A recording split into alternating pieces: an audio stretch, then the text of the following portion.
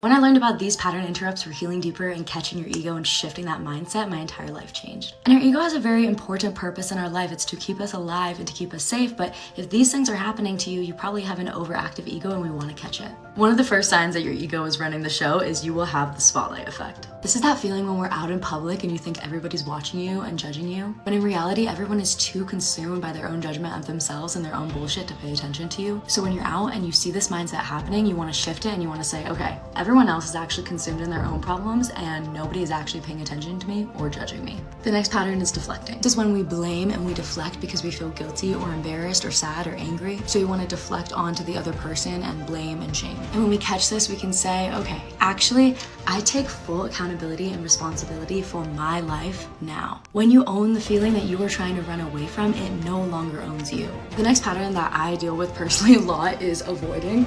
This is when we feel tough or really sad emotions, and instead of just feeling that deep sadness and that deep grief maybe, we instead cover it up with anger. What I use personally here to switch that mindset is the anything but anger technique. I have a whole video about that on my page. But basically, you're just gonna try to feel that sadness and feel that grief and stop fucking avoiding it. Literally cry it out. And the next pattern that I see a lot with our ego is we are spiraling into the negative self-talk loop. The most important thing to do here is to change your state. Take a cold shower, exercise, dip your face in an ice bath. Maybe do some breath work or some EFT tapping or call a friend, but most importantly, change your state. Get out of that pattern loop because those intrusive thoughts are not real. Screenshot.